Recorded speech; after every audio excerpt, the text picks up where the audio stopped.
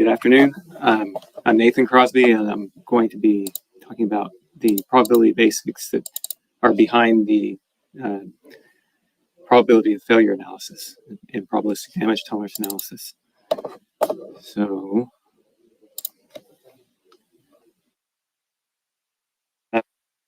just to give you an overview, we're looking at this POF calculation here, where you have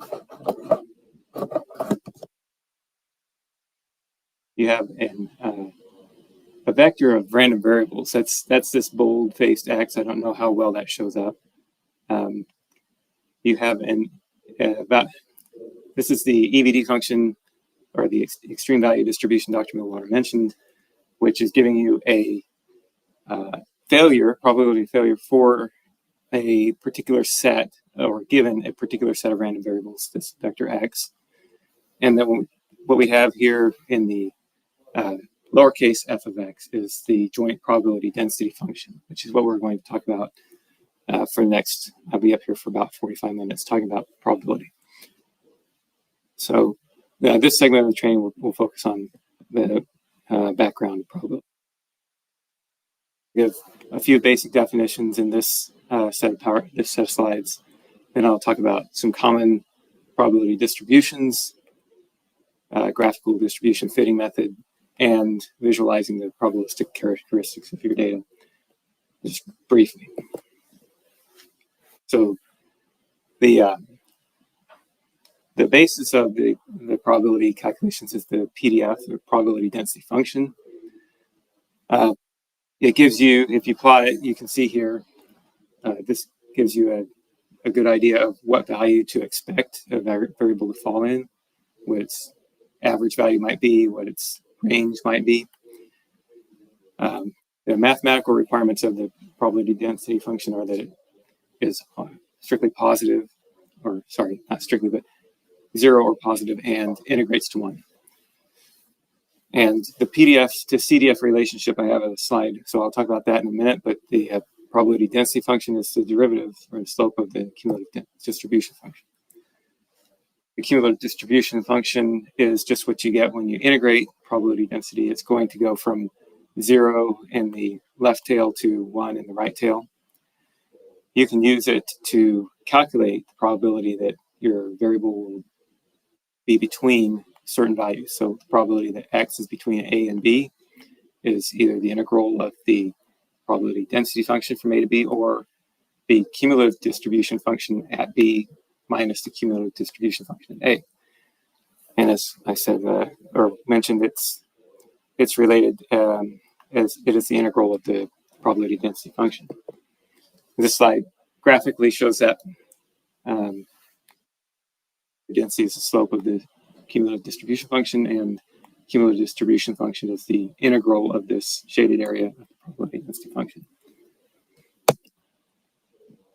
In a lot of simulation analyses, we use the inverse CDF to transform from a uniform distribution to samples generated from a random distribution of whatever distribution type.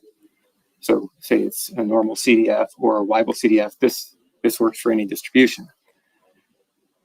And then the only thing to mention is, for Monte Carlo, other types of simulations, whatever program you're using, software, you will have access to a random number generator, but typically that only gives you uniformly distributed random variables from 0 to 1. So those plug directly into an inverse CDF, and you get any distribution that you want.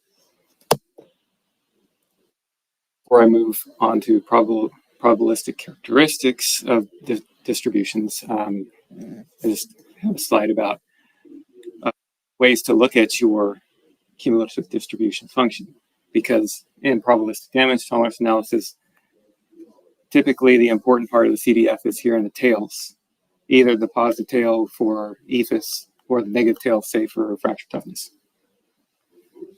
So if you're looking at a CDF plot, you won't see much information or distinction between different types of distributions plotted on CDF format, where you just have a linear scale from 0 to 1.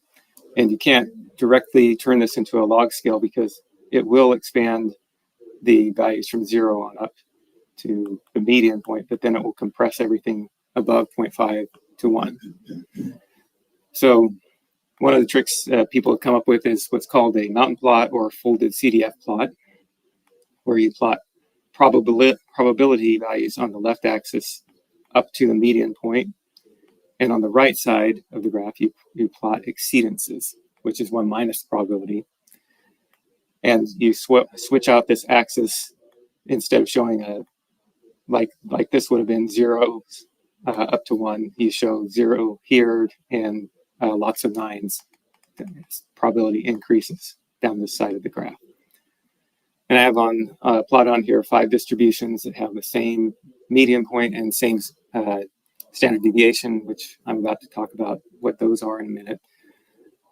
But you can see the difference between normal distribution, log normal distribution, 2 Weibull distributions, one on either side, and the exponential distribution here in the middle. And just marked on the graph is that the exponential distribution is what people use as the reference for whether a distribution is heavy-tailed or light-tailed. If the tail falls below the exponential distribution, it would be called light-tailed distribution. Tail goes above the exponential, it's heavy-tailed. So for now, I'll talk about some of the key or core ways that probability distributions are described. One of the most important is what's the central tendency of the probability distribution, which one way of measuring that is the mean value. The mean value is calculated as an expected value. You can calculate expected value of any function. So shown at the top, it's just if you want the expected value, E is the expectation operator of this function y of x, you just take the integral of y of x times the PDF for all values. For the mean, that function is x. So you have the integral of x times the probability density function of x for all values of x.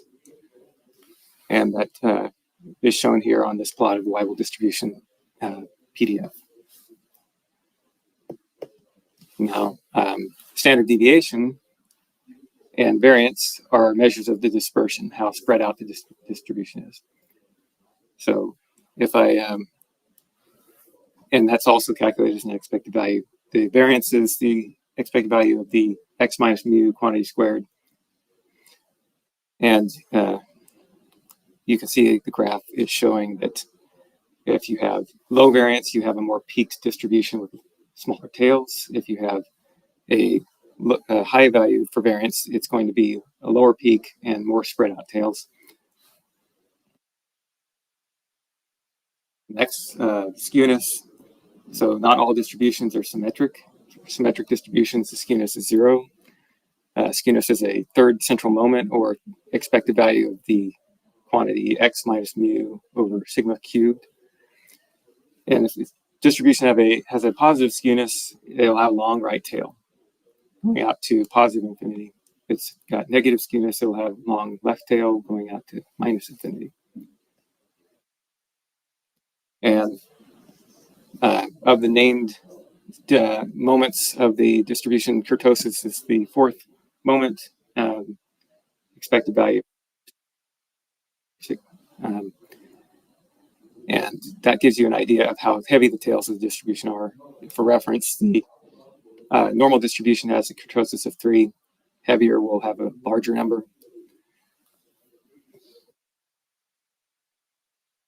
And lastly, we'll talk about a couple of different methods that are used for estimating the central moment or central tendency of the distribution. Median is one. The median is a value that 50% of your values will be likely to be above that, 50% will be below it. It's often used with limited data because it's less susceptible to outliers. Whereas the mean, if you just calculate the average of the data, it will be susceptible to outliers, thrown off by 1 or 2. And the mode is where the probability density function peaks, or the maxima. It's not necessary. Probability density functions aren't necessarily unimodal. They can have multiple modes. But for the distributions that are common in engineering analysis, they mostly are unimodal. And just lastly, I'll finish off here with on this set with comparing the mode, median, and mean for a skewed distribution, the Weibull with shape of 2. And you can see that the mode gives you the value of the peak, the mean is moved out towards the tail, and the median is somewhere in between those two.